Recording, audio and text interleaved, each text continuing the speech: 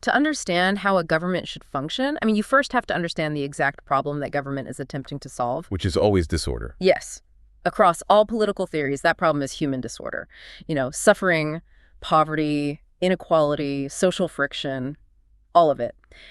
And Thornberry asks this really profound baseline question. He asks, what must be true about reality, about human nature, and about disorder for democratic socialism to actually work, as its proponents describe? Right. What's the map of reality they are using? Yes. And he establishes this entire ontological framework, a map of reality, built on three concepts: light, life, and love. Yeah, the light, life, love framework. It's pretty foundational to his whole thesis. So Thornberry defines light as truth. Okay, so just like objective truth. Yeah, it is the intelligibility of the universe, Yeah. the ordered reality that exists objectively outside of our own perceptions. Got it. Okay, so that's light and life. Life, then, is participation in that order. When a person aligns with the truth, they experience genuine flourishing. That's life. Oh, I see. So you can't have life in this philosophical sense without aligning with the light. Exactly. And finally, love is a rightly ordered relation toward the good. It is an alignment with truth that manifests in a proper, localized relationship with other people. Okay, so love is basically acting out that truth in your community. Precisely. Well, on the surface, democratic socialism seems to operate on that exact same frequency. I mean, it desires human dignity, right, which aligns with life. It definitely gestures that way. Yeah, and it cares for fairness and the vulnerable, gesturing toward love. And it utilizes the democratic process, which implies like a respect for distributed agency, Yeah. meaning it's aiming toward light. The moral vocabularies just overlap almost perfectly. They do, and that linguistic harmony obscures a massive, massive philosophical fracture beneath the surface. A fracture. Yeah, because democratic socialism borrows this moral language, but it completely diverges from Thornberry's classical framework when it diagnoses the actual nature of disorder. Ah, okay. So we're talking about the pervasive reality of inequality, poverty, and human suffering. In the democratic socialist framework, these societal ailments are treated as a substance. A substance, meaning like a positively existing thing. Exactly. Here's where it gets really interesting for me. It's like viewing poverty as an actual physical pile of dirt in your living room. That's a great way to put it. Right, because it's a physical pile of dirt, it has weight, it has a location. And critically, that means it can be swept out, moved around, legislated against. It can be redistributed away through structural adjustments. You just need the right bureaucratic boom. The right bureaucratic broom, yes. But, drawing heavily on Thomas Aquinas, Thornberry argues that disorder is not a substance at all. It's not the dirt. No, it is a privation. A privation. Okay, we need to unpack that for the listener because that's heavy philosophy. It is. So Aquinas posited that evil, or disorder, does not have its own independent existence. It's not a thing you can touch or gather up. It is the absence of a proper good. So it's a lack of something. Right. It is a misalignment with truth, a lack of right relation. Which fundamentally changes the policy approach. If disorder is a privation, it's not a pile of dirt. It's a pothole. Oh, I like that. A pothole. Yeah. It is an absence of road. You can't just mandate the redistribution of a hole. You can't tax a hole. You have to actively fill it with actual localized substance. You cannot redistribute a privation. You really can't. And treating a privation like a substance means your public policies will perpetually treat symptoms rather than root causes. Because they're sweeping at a pothole. Exactly. Sweeping at a pothole.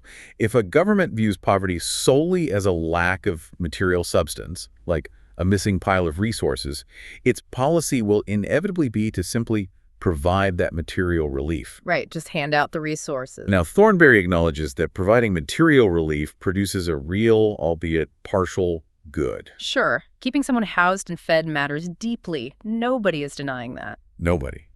But it completely fails to address the root structure of the misalignment that may have caused the deprivation in the first place. Right, because handing someone material goods doesn't necessarily orient them toward truth. It doesn't form their character, and it definitely doesn't integrate them into a functioning reciprocal community. It leaves the privation intact. Yeah, if the deeper disorder is actually like a lack of meaningful work or a fracturing of local community bonds or a deficit in moral formation, handing over a standardized government provision leaves the actual engine of the disorder running completely undisturbed in the background. And Thornberry argues that provision without formation can actually metastasize the disorder. Wait, really? It makes it worse. It can, yeah. because it introduces new distortions of dependency. You are attempting to administratively dissolve an issue that can only be remedied by the restoration of right order within the individual and their immediate community. So if we accept that premise, that democratic socialism diagnoses disorder as a structural substance rather than an internal privation, it logically forces a very specific view of human beings. Yes, it forces a specific anthropology. Right. It assumes that individuals are essentially just victims of their external environment. And honestly, this is the exact fault line any student analyzing political theory's impact on individual agency needs to investigate. It really is. Thornberry categorizes this as the problem of the cooperative optimist. The cooperative optimist. Okay, define that for us. So, democratic socialism presupposes an anthropology where humans are largely cooperative, they're intrinsically reasonable, and naturally inclined toward the good. Like, people are just basically good by default. By default, yes. And following that logic, any pathologies in human behavior like crime, addiction, exploitation, apathy are entirely the result of external constraints. Oh, I see. So it's never the person's fault. It's the system. Exactly. The system is bad, the structures are unjust, the resources are hoarded. Fix the socioeconomic environment, and human flourishing will automatically, inevitably follow. Wow. It treats human agency as possessing this plastic receptivity. Plastic receptivity, yes. Like we are just clay, perfectly and passively molded by whatever socioeconomic container we happen to be poured into. We are merely responders to external conditions. Which Thornberry rejects entirely. He sees it as a devastatingly incomplete picture of human nature. Because it ignores agency. Exactly. It ignores the reality that human beings are agents capable of genuine choice.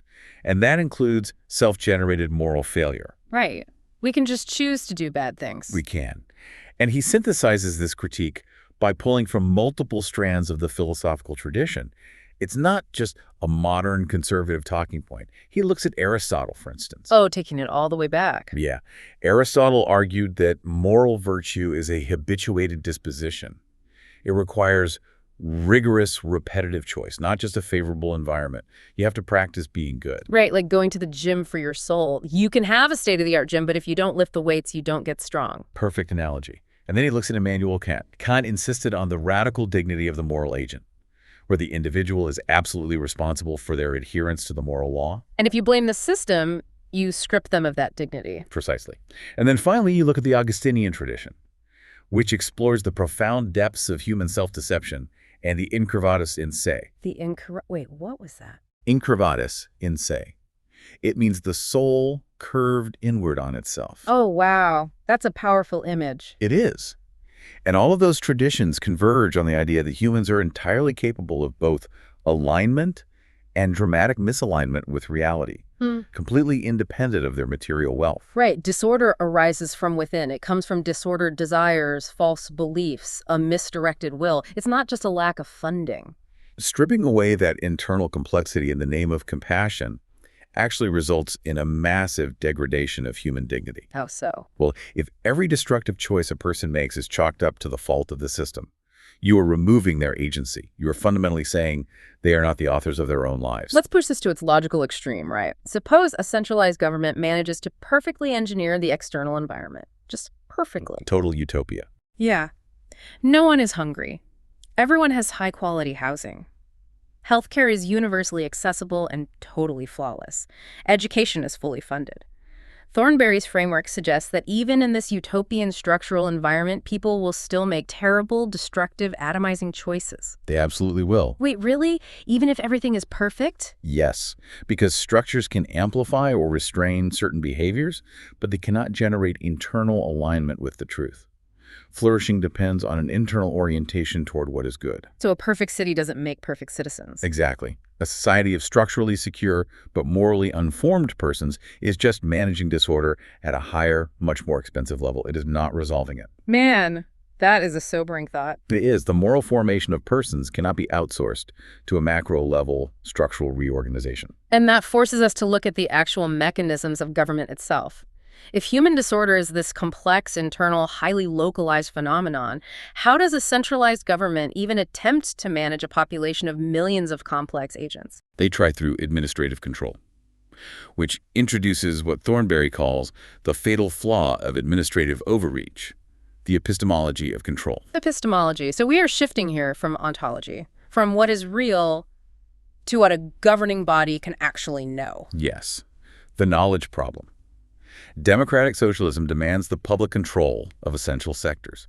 Healthcare, education, housing, major industries, they're all brought under the umbrella of central coordination to ensure equitable distribution. Sure, that's the core policy platform. But the implicit assumption anchoring this entire project is that a centralized authority can actually gather, process, and act upon enough knowledge to successfully coordinate an incredibly complex reality toward just outcomes. Which brings us to the Hayekian calculation problem. Ah, yes. Friedrich Hayek. Right. For the listener, Friedrich Hayek fundamentally dismantled the idea that knowledge in a society can be neatly packaged and sent up the chain of command to a central planning board. He really did. He pointed out that knowledge is dispersed. It's hyper-contextual. It is tacit. Tacit, meaning it's unspoken, right? Like, it exists in the daily routines of a seasoned farmer who adapts to a sudden microclimate shift. Or, a small business owner who intuits exactly how to navigate a supply chain disruption based on a 10-year relationship with a local vendor. You can't put that on a spreadsheet. You really can't. That kind of knowledge is embedded in local practices. It's distributed across millions of individual agents, making constant adaptive responses to a changing reality. No bureaucratic algorithm, no matter how sophisticated, can fully represent that. So what happens when they try? Well, when central planners attempt to force order without that distributed knowledge, the inevitable result is administrative overreach. They impose massive uniformity. Because uniformity is the only metric a central system can actually comprehend and measure. Exactly. They have to make things legible to the bureaucracy. We see this in real-world public policy constantly. Like when a federal agency tries to standardize public housing or they nationalize a healthcare protocol, they introduce immense delays and feedback loops. Right. The local doctor knows what the patient needs, but the protocol says no. Yes. They substitute genuine alignment for mere compliance. You get a system where administrators are just checking boxes to satisfy a central mandate, even when the people on the ground know those mandates are actively harming the local outcome.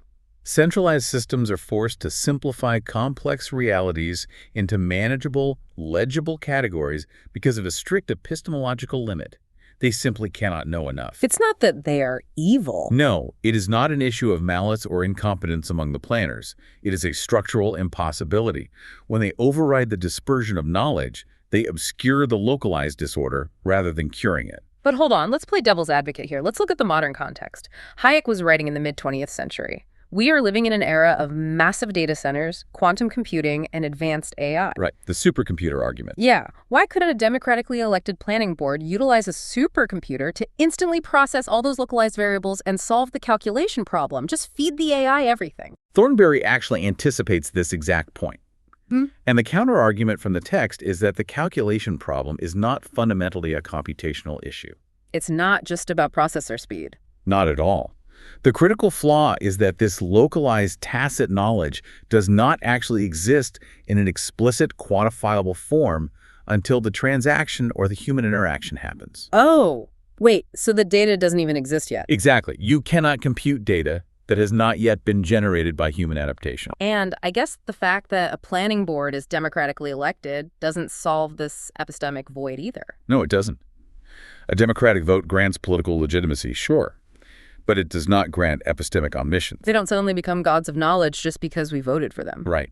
The elected officials are still flying blind. So if pure centralized coordination fails epistemologically because it cannot access this tacit knowledge, we have to look at reality. We have to examine how real-world public systems balance market signals with the provision of social services. And this leads us right into the epistemological function of markets as revealing mechanism. Revealing mechanisms. Okay, so democratic socialists frequently critique markets for producing exclusionary outcomes, right? Like, if you lack the capital, you are excluded from the resource. Yes, the ability to pay critique. And Thornberry actually validates that critique at the level of outcome.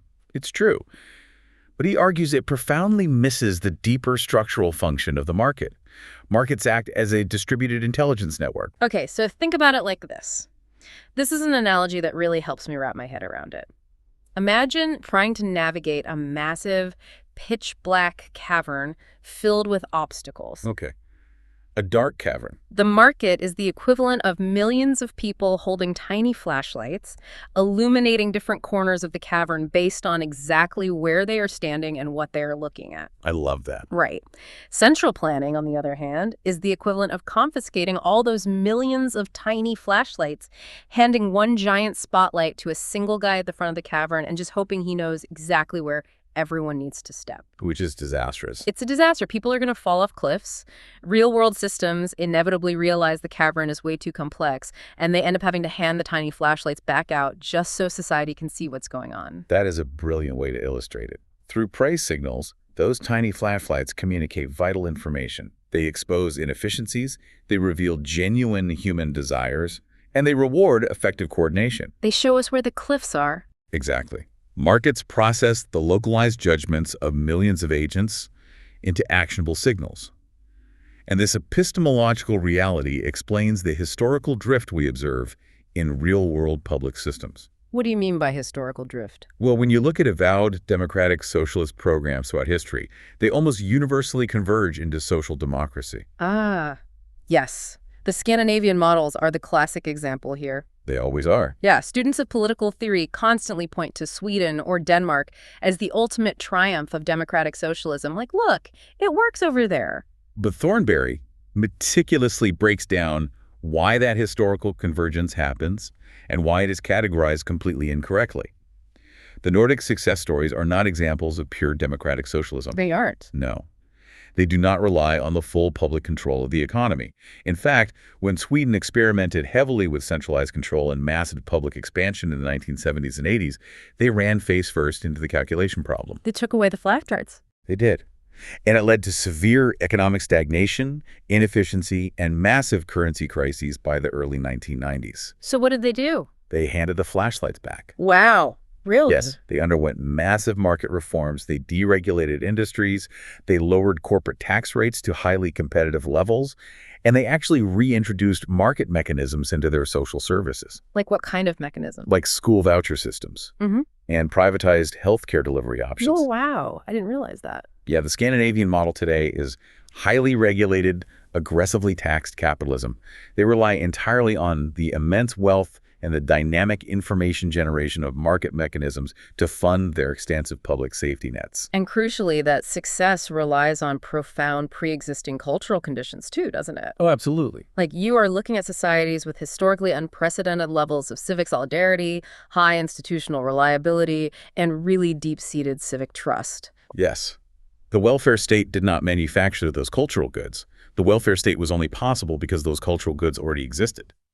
So if you attempt to transplant the Scandinavian welfare state into a society that lacks that bedrock of civic trust and localized moral formation, the system just collapses under its own bureaucratic weight. Because it's a hybrid system that implicitly acknowledges the absolute limits of centralized control. Precisely. Pure democratic socialism has an internal instability. Because its assumptions about knowledge and human nature just do not cohere with reality, it is forced to constantly borrow tools from the market system it philosophically opposes just to maintain basic functionality. That is wild. It has to borrow the tools of its enemy to survive. Exactly. But okay, if a centralized system is forced to reintroduce market mechanics just to keep the lights on, what happens to the moral goals that motivated the system in the first place? I mean, they still want justice and equality. That's the tragic part. To justify this hybrid top-down structure, Thornberry argues the system has to fundamentally redefine our highest moral values. Redefine them how? It flattens them. It flattens them into purely material terms. Let's look at how this impacts three core concepts: justice, love, and freedom. Okay, let's start with justice. In the democratic socialist framework, justice is almost entirely reduced to distributive fairness. You see this heavily influenced by philosophers like John Rawls. Oh, right, the veil of ignorance guy. Yes, Rawls's veil of ignorance seeks to organize society in a way that maximizes the position of the least advantaged. Which sounds great, but it focuses strictly on the equitable allocation of resources. Just the math of who gets what. Yeah, exactly.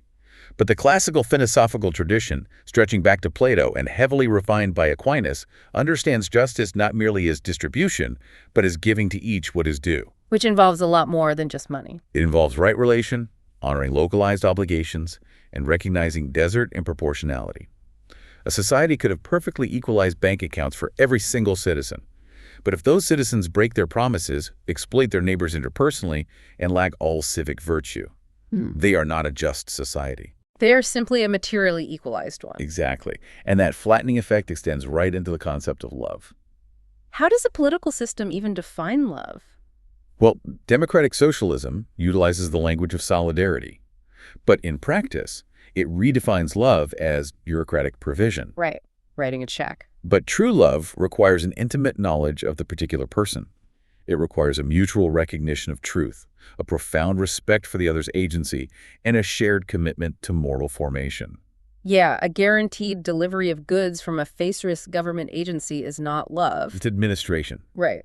If a vulnerable person receives an automated government check, but they experience absolutely no community integration, no interpersonal recognition, and no meaningful engagement with the world around them, they have received provision, but they have not received care. They are materially sustained while being relationally starved. Relationally starved. That is such a stark image, and I imagine that hollows out the final concept, freedom. It does. Freedom is reduced to the mere absence of material deprivation. The logic is that if you have guaranteed housing, universal income, and the right to vote, you are unequivocally free. But the classical definition of freedom is the capacity for ordered self-governance. Yes.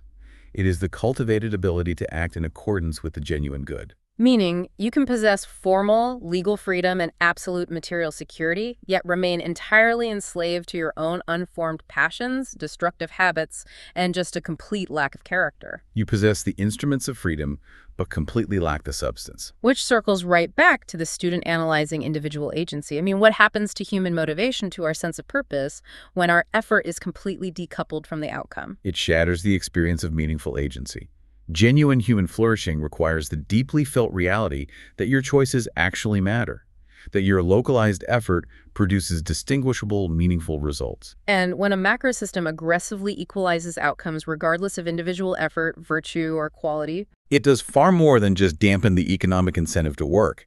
It denies human beings the profound psychological and spiritual experience of their own causal efficacy. over time, removing that causal efficacy produces entitlement without order. It fosters a deep-seated dependency without any pathway for personal growth. It does. But wait, this framework forces a highly uncomfortable, urgent question. We cannot simply leave marginalized, vulnerable populations to suffer. We just can't. No, absolutely not. The text explicitly acknowledges that without intervention, real, devastating harm happens. So if centralized bureaucratic provision kills agency and hollows out care, how does this realist framework propose society actually helps people in need? Thornberry is unequivocal here. Abandoning the vulnerable is morally indefensible. Addressing real material need is an urgent requirement of a just society. Fair. The distinction lies in the mechanism and the ultimate goal. Material provision must serve as the foundation of help, never as the substitute for it. Meaning, you can't just throw a life jacket to someone drowning in the ocean and leave them floating there indefinitely, checking a bureaucratic box that says their buoyancy needs have been met. Oh, that's exactly it. You have to actively pull them into the boat, teach them how to navigate, and integrate them into the crew. And that integration requires empowerment and formation. It requires building localized systems that integrate individuals into meaningful structures of responsibility. So it has to be local. It has to be. Provision must be delivered in a manner that honors the dignity of the recipient, demanding their participation and addressing the relational and formative dimensions of their life. It relies heavily on institutions that operate much, much closer to the individual than a federal bureaucracy. Like local charities, churches, neighborhood coalitions, families. Exactly. To synthesize this entire critique, Thornberry proposes 5 specific principles for a realist social philosophy. These are essentially the guardrails for designing public systems that actually respect the structure of reality. Let's run through those. What's the first one? The first principle is anthropological realism. We must design systems that acknowledge humans are complex, flawed agents capable of both profound virtue and deep vice. So no more cooperative optimist fantasies. Right. We cannot build policies based on the fantasy of purely cooperative beings waiting for the perfect socioeconomic container. Makes sense. Which necessitates the second principle, I assume. Yes. Epistemic humility. Central authorities are fundamentally incapable of knowing everything. That calculation problem. Exactly. Because knowledge is dispersed and tacit, a society must rigorously protect the decentralized feedback mechanisms of the market, rather than attempting to override them with top-down planning. Got to keep those tiny flashlights on. Okay, what's the third? Moving to the third principle, subsidiarity. This is the organizing principle that decisions should always be made at the most local, decentralized level possible. Because a local community understands its specific vulnerabilities way better than a distant capital city. Precisely. Local decision-making preserves meaningful human agency and utilizes that crucial tacit knowledge. And the fourth principle? Formative priority. The character of the citizens matters just as much as the structural setup of the state. So you can't have a good society with bad people, no matter the laws. Right. You cannot achieve a flourishing society without actively cultivating the interior dispositions, the virtues of the people within it. Which culminates in the fifth principle. Teleological orientation. Public life must aim for genuine human flourishing in its absolute entirety. Meaning we don't just settle for flattened material equality. Right. It must account for the relational, moral, and spiritual dimensions of the human person. Wow. So if you are analyzing these theories, the ultimate takeaway from Thornberry's framework is really this. Democratic socialism is driven by a powerful, deeply felt moral motivation. It is reaching for objectively good things. Yeah, but it is operating on a philosophical map of reality that just cannot support the weight of those goods. By misdiagnosing disorder as a substance rather than a privation, it overestimates the power of structural cures and inadvertently hollows out the very human values it is desperately trying to protect. It attempts to engineer from the top down what can only ever be cultivated from the inside out. That is the perfect summary. We have spent this entire deep dive examining how massive, complex systems attempt, and often fail, to organize human flourishing through centralized control. But here is something to mull over on your own as we wrap up. If genuine order, virtue, and flourishing can only truly emerge from the bottom up, originating within the internal moral alignment of the individual and radiating outward into local communities, then is the ultimate solution to societal disorder fundamentally unpolitical. Is the perfect society something that government, by its very nature and structural limitations, is strictly prohibited from building? When we step out of the sterile laboratories of political theory and into the reality of complex, brilliant, and flawed human agents, maybe the first step to healing our social disorder is realizing that we cannot simply legislate our way out of being human. Thank you for joining us on this deep dive.